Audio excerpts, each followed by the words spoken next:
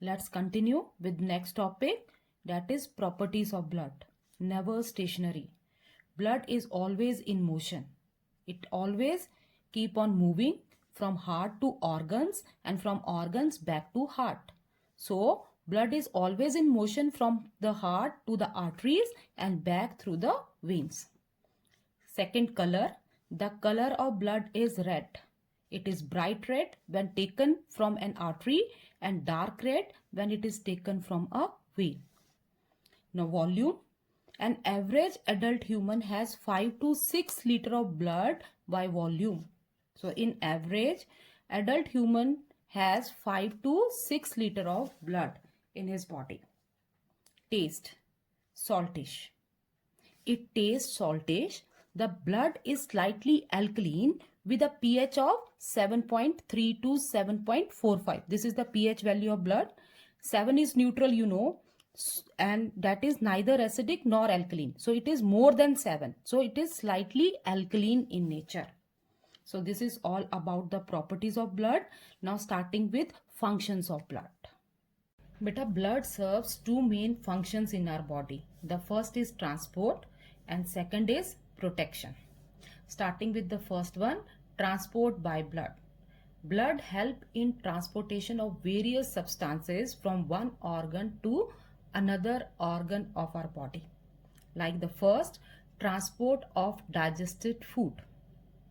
Blood helps in transportation of digested food from alimentary canal to the tissues.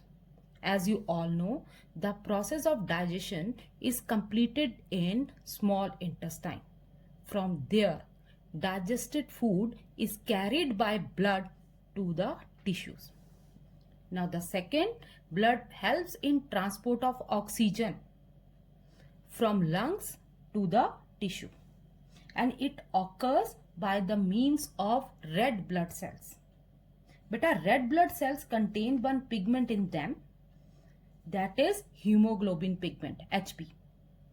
This hemoglobin pigment combines with oxygen to form unstable compound oxyhemoglobin.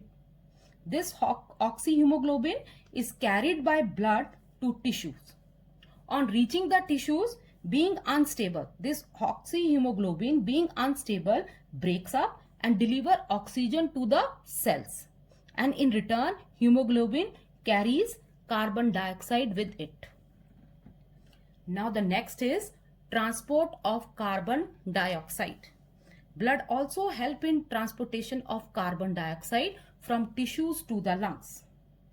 It occurs partially in combination with hemoglobin and partially by blood plasma.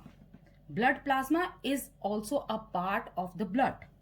Most of the carbon dioxide get dissolved in plasma, that is a part of the blood, and carried back to the lungs.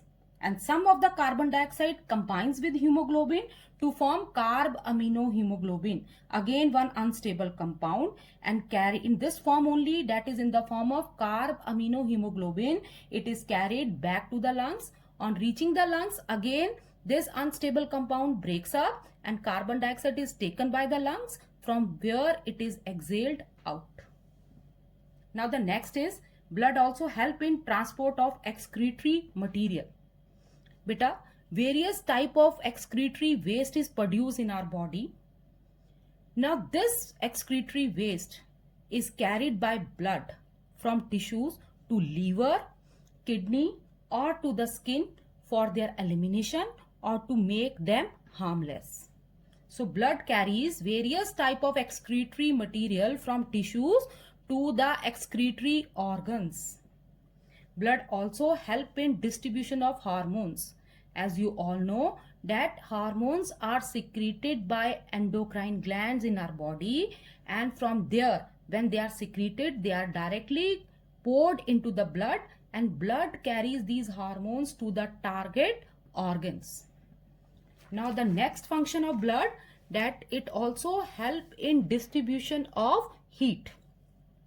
Blood helps in keeping the temperature of the body uniform by distributing heat to all part of the body. So it regulate our body temperature. It maintain our body temperature also.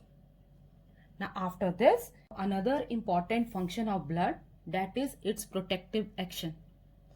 Protection by blood. Beta, blood forms clot at the injured part to prevent excessive bleeding and also to prevent entry of disease causing germs. So by forming clot, it prevents blood loss from the injured part of the body, and also it prevents entry of disease causing germs from that injured area. The white blood cells which are present in blood, they protect our body from diseases by killing the pathogens or disease causing germs. Blood also produces antitoxins and antibodies. These are the proteins which kill germs or neutralize harmful substances produced by the germs, and in this way they protect us. So this is all about the functions of blood. Now let's start with the progress check given on same page, that is page number 92. First question, name the two fluids that circulate in the body, blood and lymph. In a colored diagram, why do we generally show the pulmonary artery in blue and pulmonary vein in red color? Because pulmonary artery carries deoxygenated blood, whereas pulmonary vein carries oxygenated blood. Now the third question, name any 4 substances transported by blood.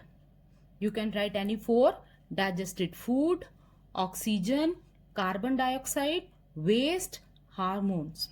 So these are the substances which are transported by blood. So this is all about progress check also. Now in next video we will start with composition of blood.